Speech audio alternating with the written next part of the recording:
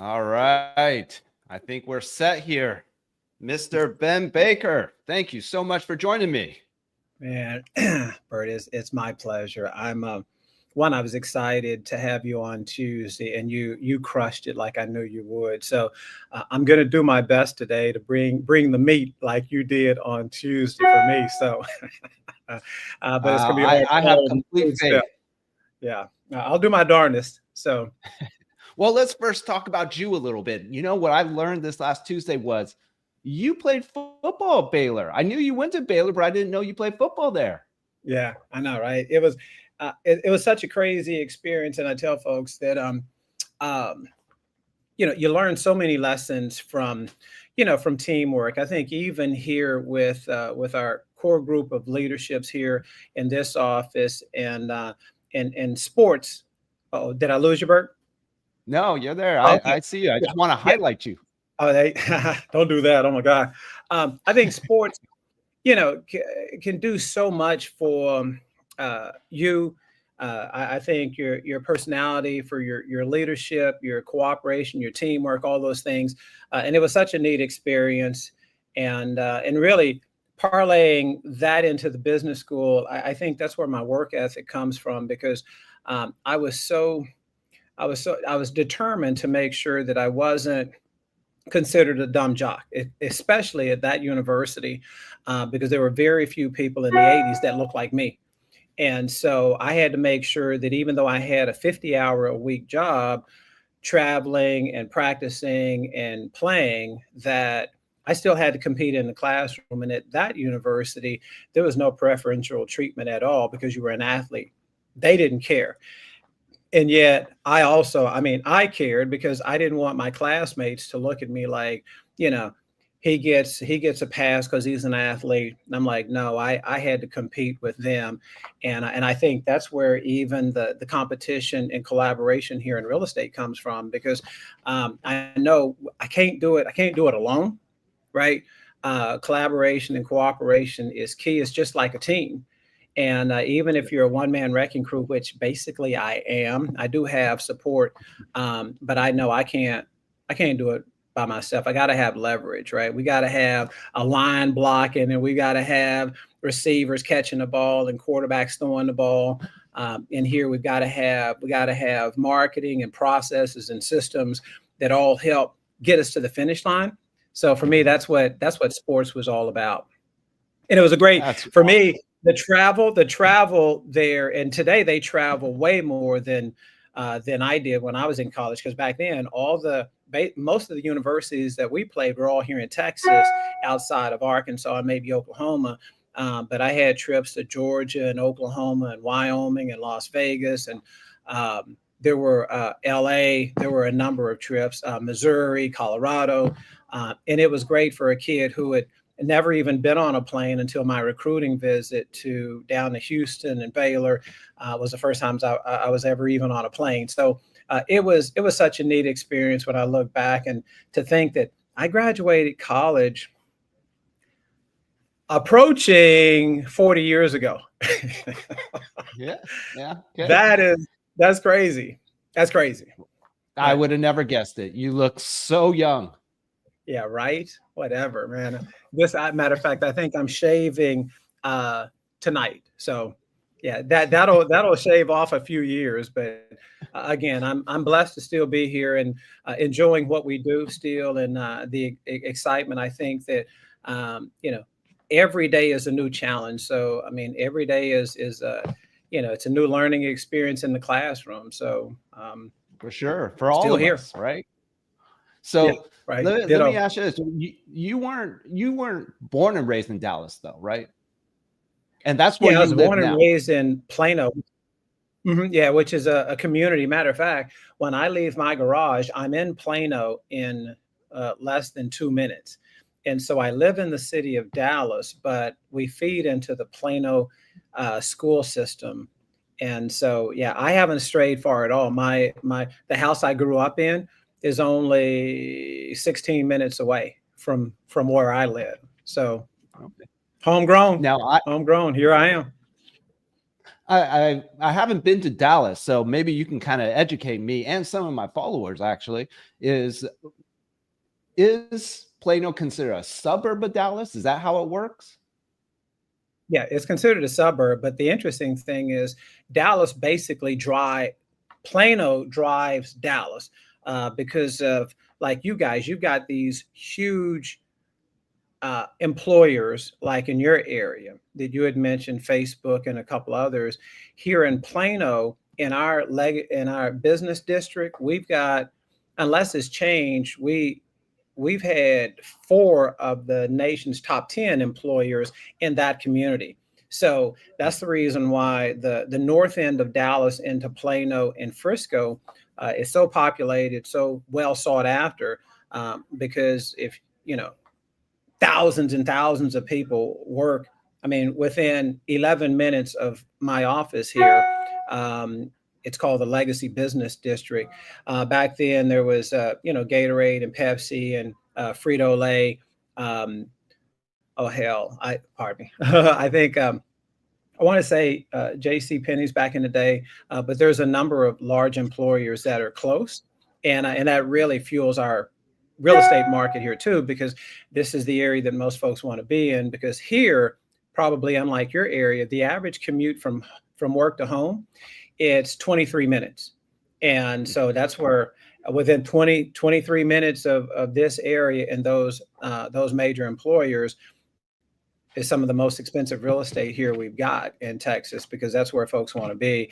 And we've got the big executives that all work there and the CEOs. So again, it's a thriving market, even with the ups and downs that we've had over the last number of years.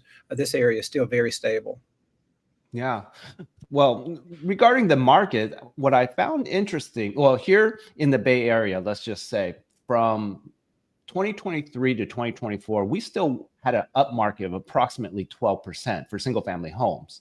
How is the market in Dallas right now? Would you consider it a buyer's market or a seller's market at this point? Well, in real estate, we talk about, a balanced market is 6 months, 6 months supply. We're nowhere near that here in the Dallas Fort Worth area. Most communities we're looking at 3 months up to four. Very few markets here have a 5-month supply of homes on the market. It's moving closer to a buyer's market than we've seen, but it's still considered a seller's market. And what we're finding is that for compelling homes, those are the ones that are selling. So right now, the consumers, they're not willing to pay top of the market price for average junk. You know what I'm saying?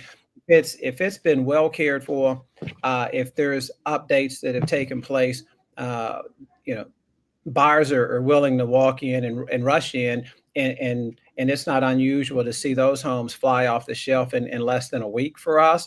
Now we're not seeing that whole phenomenon that we saw during COVID, where, back then, for me, every listing I had averaged between 15 and 20 showings. And we were getting on average between 70 and $80,000 above what we were asking. We're not seeing that now. For really nice homes, it's not unusual to see 3 to 5 offers, but we're not seeing. I had one property that had over 55 offers. Again, and that was crazy work for you and I, right? We know Yeah. what's entailed in that.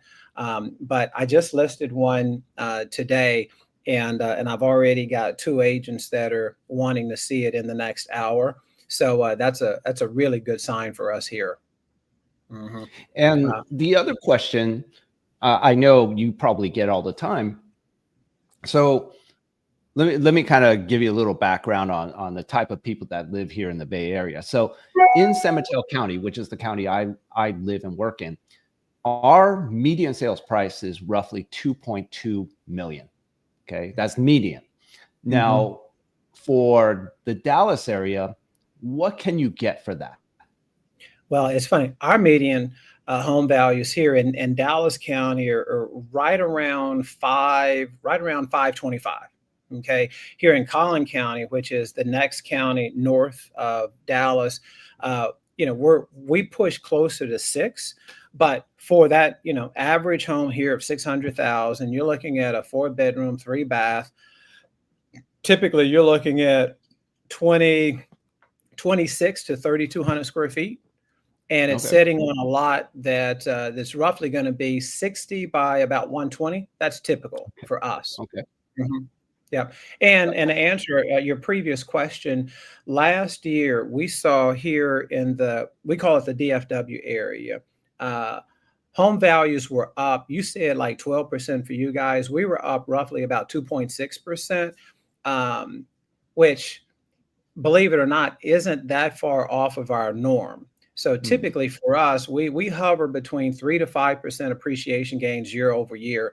COVID and the year after, I mean, we were double digits. We typically don't hit double digits here at all. But my projections are that in 2026, we're going to come close because I'm expecting the interest rates to, I think we're firmly going to be in the fives to low fives. That's my projection. I don't get that from anybody else, but I think my experience has shown me. I think we're going to be low fives. I think you'll clearly be able to get into the high fours if you want, maybe with a point or so. And with that, we're going to see even more demand because you understand that all of a sudden when the rates go down, the values go up. And now all of a sudden Yeah. we've got multiple, you're fighting over properties again. So I'm expecting that. And I think for 2026, I'm expecting to see 6 to 8. And in some neighborhoods, we might even push double digit appreciation. So if we were having, 12% like you guys, we wouldn't know what to do with ourselves. Well, Yeah. you mentioned that the projections were 2026. What's your projection like for 2025 then? Yeah, here we're expecting 4 to 5%, give or take a percent in either direction. So far year to date, just since January, we're up about just over 2.2, almost 2.5%. Again, that's very healthy because with all the turmoil we've had, the political stuff, I'd say the tariff threats, right? Mhm. The labor shortages, the deportations of such a large workforce, all those kind of things, you would think would really negatively impact our market. It really hasn't, Mm. because I think the consumers have finally realized that I can't sit here and wait for the glory days of COVID to come back. I've stated, and I think Gary and others have said that look, if you're waiting around for that 3% like we saw back then, it won't happen in our lifetime. That's what he stated. I believe that won't happen unless we have another pandemic, and hopefully we won't because you know that was the craziest thing I've ever experienced in my life. Right? Are we essential? Are we not? Sheltered in? You know. Um, I think, and I know I'm off topic, but I'll tell you, I think one good thing that came from that was Dallas is so spread out that our mass transit system is pretty good, but we're nothing like the major areas of Denver, Chicago, New York. But I think it forced people to get outside, and I, Yeah. I think that's a trend that has continued. I see, more people out in the communities and walking, pushing strollers and walking dogs and jogging than I've ever seen before because we were so cooped up in our homes, we had to get out, right? Sure. So I think that's something positive that's happened. So I'm not sure if I answered your question, but I'm close. That's all right. That's Yeah. all right. No, I was going to get to kind of lifestyle in Dallas because, here in the Bay Area, we have a great lifestyle. I mean, Mhm. the drawback is you're paying a premium to be here, right? That's That's the biggest drawback of our area. But from an outdoors perspective, it's a great place to be. Now, maybe you can tell us a little bit about how Dallas, like what drives it from a, you know, outdoors perspective. Like what are the advantages? weather. We would say it's the weather here. We're so centrally located that to go to the East Coast, West Coast, it's a similar commute, right? It's easy. We're such a central hub. But I think from an active lifestyle, Dallas Fort Worth doesn't really offer the advantages that, say, Austin does, because Austin is the hill country, and so the topography there is crazy, right? You've got the Colorado that basically runs through the city, hills and valleys here and there. Dallas Fort Worth, flat, right? Really? I didn't know It's that. Oh yeah, it's very flat. So for the outdoor enthusiast, they have to seek it out, right? Hmm. Trails and hiking trails and biking trails, they're not numerous here at all. And if you don't like hot weather, then you won't like it here, because in the in the summer, we're going to hover between 98 and 100 and 203, and in some cases we'll hit 105, 110. And so you just, especially working in real estate, you just adjust. Typically I meet with clients early. I don't meet with them, say, between 2 and 6, or I meet Sure. them late, right? Mhm. Because you just can't be out in that heat for long periods. But if you're a sun worshiper, you'll love it. We don't get much rain during the summer season at all. Sure. Um, Again, you have to seek it out, and because of that, that's why I think we're seeing more communities now that are offering bike trails and walking trails. Pools and splash pads. That's pretty common here in my neighborhood. Roughly about 40% of all the homeowners have pools, because you can use a pool here for 9 months out of the year, if you especially if you want to heat it. So we could use our pool all the way, really all the way till October, and we have used it in December and just turned the heater on, right? So that's what's common here. I was just thinking of a story. So I can't remember if I was in Austin, right? And being a big wuss because I'm from California, we have the temperatures. So I was talking about the weather with the local, and they were making fun of me, and they were saying, "Hey, it's a dry heat. It's not even that bad. It's a dry heat, right?" I Right. mean, do you Yes. distinguish between dry heat versus a humidity heat? I All guess. day, all day. Yeah. And so the biggest thing is, if you'll go, so you're here in Austin or Dallas, right? Then go to Houston. And so what you'll find is, as soon as you step out, I mean, it's like you're already damp. And if you go to Arizona, where it's like a dry heat, it could be 5 degrees hotter, but it feels cooler there, because it's a dry heat. Their humidity levels aren't as high. So for us, we can have humidity levels of 50, 75%, where it almost feels like it's raining, even though there's not a cloud in the sky, because the weather is so heavy and it's damp. And so, as a gentleman, you almost have to wear a t-shirt under your shirt, because you'll sweat through it, and it's Mhm, almost like it's an absorbing pad or something. It's stupid, mhm. but I'm so used to it that, what are you going to do?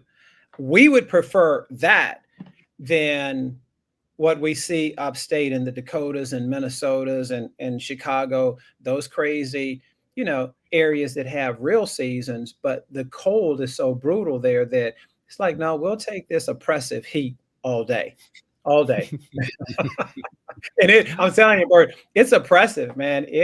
You have to be careful, especially if you're very mature, right? We have to watch our elders here, because some of the properties don't have AC, or the AC is going out, and they almost have to sit in front of a little box fan just to create, you know, some momentum and some airflow, Sure. because it's serious here.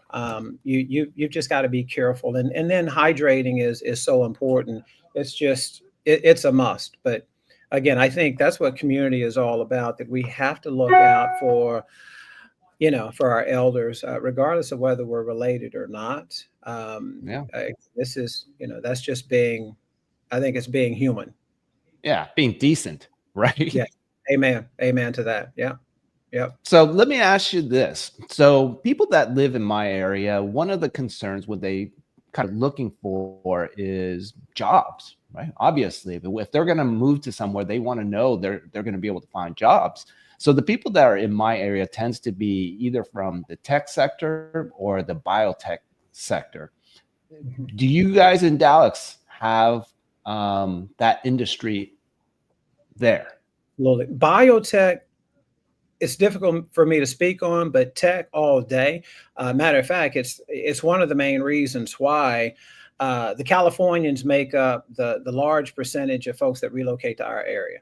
But it's not as large as people think. Texans say all day that like, oh my God, these darn Californians, so many of them are moving in here. But the reality is, Californians relocating to Texas only make up somewhere between 14, 16, no more than 17%. But the Midwesterners, if I haven't lost you, Bert, because I don't see you, the Oh, I'm there. Midwesterners, I'm here. yeah, I the just want to Midwestern. highlight you, Ben. Okay, well, thank you. The Midwesterners moving in, they account between 12 and 14. So, I mean, they're just a percentage or two below the Californians, but everyone talks about the Californians because when you guys come here, what's typical is they'll sell a property in San Mateo County, right? Come here to Dallas and go, holy moly, I sold that property for two something million. They come to Dallas and will find a dream home at 800 or 1.1. Then they'll buy that cash. Then they'll pay off all their debt. And then oftentimes they might go purchase another investment property because they're so cash rich, right? Yeah. Our $1 million home sales last year here in Dallas increased by more than 10%. And what we call, I call it the uber luxury here, homes that are over 10 million. Those sales were up significantly last year. And Dallas is of the four major markets here, Dallas, Austin, San Antonio, and Houston. Dallas has more $10 million home sales than those other communities. And the majority, not the majority, but 26 or 30% of those sales were cash, right? Hmm. So they're not interest rate sensitive at all. They've got the money, they spend it, they do it, right? So um, it's, we love it when you guys come. But to answer your question, we have, I mean, technology, medical, technical, oil and gas. We're so diverse. I think that's what makes Dallas Fort Worth such an appealing, relocation market. The Mexicans, um, the Cubans, the Chinese, the Canadians, are the major foreign investors who also flood our area. And it used to be the Germans also, but everyone's coming here. So the locals are like, all these darn people, can we get some of them out of here? And I'm sitting there Sure. going, oh, no, no, no, that's great for our economy. Honestly, it's great for you, Mr. Old Yeah. old head, right? They're just old school thinking that the traffic is crazy and prices are going up and I mean it's progress. You can't halt it. It is what it is. Yeah. I mean, it's like anything, right? It's positives and negatives, Right. Yeah. right? So bring it. We're ready. So to your audience, if anybody's wanting information about the Dallas Fort Worth area, we've got you. It's been interesting for me just in the last just over 3 months. I had a client move from Delaware, Lexington, Kentucky, uh, uh, New Jersey, Arizona, and that's just been in the last 3 months. So Jeez. yeah. All right. So Well, I'd like to wrap this up because I promised you I'd stay under 30 minutes, but I'd like to wrap this up and ask you a couple tiered questions, I guess. And so the question is this, is that typical person in here in the Bay Area, they're going to be either young professionals, usually married, right? And just looking for more of a work-life balance. If you had one neighborhood for that clientele, tell me which neighborhood would they move to? pretty easy. I'd say that it's mine. Now, again, that seems self-serving, Oh, wait, let but me one more qualifier. One more okay, qualifier. Let's say under 800,000. again, my neighborhood. Yeah. Okay. And All right. yeah, you'll be able to find it on my YouTube page. Go to Ben Baker _ Dealmaker, and I think search Preston Highlands. Okay. And I'm saying that neighborhood because it's city of Dallas, but it's Collin County. You feed into Plano schools, which is one of the top districts here in Texas. Mm, Um, the the average home values there, you're talking 22 to 2,800 square feet. The homes go from 550 to 850. Quality built, all custom homes. They're not track homes, but the location within within 8 minutes, you can go in about four different directions and hit the major highways and tollways. So the commuting is easy. There are restaurants and schools. Typically, they're all within walking distance here. So I'd say that would be the neighborhood, mainly because of the price point that you just mentioned. And again, mhm. staying under eight. A couple of the properties that have been completely remodeled and updated, those are going for about 850, 875 in my neighborhood. But on Mhm. average, you're going to be looking to spend 650 to 750, and that'll get you roughly a 4 bedroom, 3 bath with a pool, setting on a 75 by 125 lot, um, Good. nicely appointed. Yeah. Now, here's the Yep. interesting thing, and I know you've been in the business for a long time. So, one of the changes that I've seen in my area is the younger generation tends to like walkability. Now, would that neighborhood have good walkability scores? Good, not great. Here in Okay. the Dallas area, yeah, we don't tend to have great unless you move right near downtown. Okay. Because here you've got to have a car. You got to have a car to get around. But if Mm, you move what we call the uptown area of Dallas, and I mean that'll be just minutes from the heart of downtown. The walkability there is fantastic. Now again, Dallas has been so far behind the times. We have just over the last 3, 4, 5 years gotten the infrastructure that it needs, I think, to accommodate the urban lifestyle. There were no grocery stores downtown. So everybody who really? worked downtown flooded to the suburbs, to their homes. Today, our urban population is growing significantly. And I've wanted to buy an investment property downtown, kind of a high rise, just to get away. But Sure. it's difficult for me to spend, for a nice 3 story unit. It's going to run you 650 to 700, and for me to spend that kind of money on something that I might use just once a month doesn't really make sense. But I like Sure. that lifestyle because I want to park my car on Friday. And when I Yeah. leave on Monday morning and come to the office, that's the first time I want to crank it up. And I want to be Yeah. able to walk to a coffee shop, walk to restaurants. I'm a Yeah. Maverick season ticket holder. I know I asked you about, the Warriors, Yeah. but the Harwood district, which is the specific area that I want to live in, it's just minutes to the American Airlines Center where they play basketball and hockey. There's Mhm. so many neat things to do. Clyde Warren Park is there, and that's our equivalent of New York's. What is that park there in New York? Central Park? Central Park.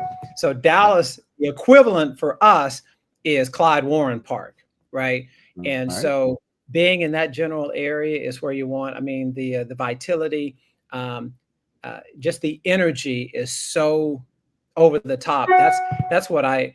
That's where your young people relocating. They'd want to be in that area. It's really Fun. diverse, and you're surrounded by professionals of all kinds. Love it. All right. So piggyback on that. So the other set of buyers or, clientele of mine are going to be the young parents. So basically, they're probably been in their careers a little bit longer. They have young children. They're looking for an area that has great school districts. They're probably going to be close to a luxury buyer. Where would you recommend for them? Probably going a little bit further north into Frisco, because we've got it's not Walt Disney, but we've got a Universal park that's coming there for kids. I think specifically from ages 5 to probably 14 is the age range that they cater to. The topography there is improved a little bit compared to where I'm at. a little more hilly. Prices there, I'd say you're going to be right around the hills, or not the hills, the field. Fields is the name of that subdivision. You'll have homes there that are priced anywhere from, probably 7 to 800. Now we're talking almost new. So those homes might only be, they might be a 2023 built or brand spanking new, and they can go all the way up to, 3, 4, 5, 6 million. But I think the lifestyle there, it's catered around walking and biking, which is interesting Mm. for Dallas Fort Worth. And I think your clients would find that interesting. Young families everywhere, and bikes are everywhere because they bike to the store, they bike to the park, they bike to the pools, they bike to their friends, they bike on the trails. So that's I think that's a lifestyle that many now are leaning toward. Again, just that community that. We want to talk about Make America Great Again, which I'm not going to get started on that, but I do think I think there's something there at bringing us together and not dividing and separating us. So, What was the name of that neighborhood? the Fields, Field. Fields, Fields. Yep. Got it. And Yep. you said And that was again, north of the downtown that'll be area. in Frisco. That'll be in Frisco. Okay. And so Got it. Jerry Jones, who's the owner of the Cowboys, love us or hate us, but the guy is he's a business genius. He's a business genius, and he's got an area there in Frisco called the Star. That's where the Cowboys are. He's got hotels and shopping. That whole area is near it's not far from the fields. So Frisco is a hot market for us here, not San Francisco, but Frisco, Texas, because Sure. again, it's just minutes to Plano. It's not that far from Dallas. It's pretty centrally located. So that's probably where they'd end up. Nice. Well, Ben, one more thing, because you brought it up. Now I have to ask, what's your thought about trading Luka? And well, I'm a season ticket holder, and initially I didn't have a problem with it because Dallasites, they wanted the next coming of Dirk Nowitzki, and this kid Yeah. isn't it. He's more talented than Dirk, but Dirk had the discipline and the work ethic that this kid doesn't have. He's been in the league, I don't know, 6 years, whatever it is. And again, if he ripped his shirt off, I'm in better shape than he is, which is crazy when you make, and it's funny, but real sports fans here understand that now being with LeBron, he's going to step up his game because publicly he's been embarrassed because his attitude was, what in the world, why would you trade me, I'm a global superstar. And it's like, well, we're not going to spend a king's ransom for you because you haven't exhibited the discipline and work ethic that it takes to be a true global superstar like Dirk was. I mean, Dirk had nutritionists, he had his shooting coach. This kid has none of that. And one of my peers here had a property that Luka had leased before he bought a home, and they came in and it was a mess, just like young kids do. Beer bottles and stuff all over, and that was his lifestyle. And honestly, he hasn't grown up yet, but he will now. Yeah. He will now. So I didn't have a problem with it. The biggest problem is that we should have got at least one more number one draft pick for him as opposed to what we got. That was the biggest issue. Yeah, So, yeah. I thought Mavericks could have gotten a little bit more. I was disappointed because he was the face of the franchise. Now, I didn't know the history behind it. I didn't know the background, but well, time will tell then, right? Yeah. Well, and so mark my words, I think the Mavericks will win the championship before the Lakers will. Yeah, the next one. Yeah. The Mavericks will win. We'll win before the Lakers will. Okay. Well, we're gonna talk again, and I'm gonna call you on that one. Dude, let's go. All right. So are you a 49ers fan? I stopped watching football once the kids came. Okay. Yeah, I got you. So I imagine you're a huge Dallas Cowboys fan. Not huge at all. Okay. I tell folks that you want the Cowboys to win because it's great for business.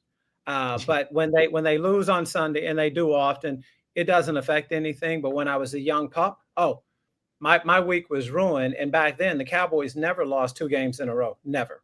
Yeah. So.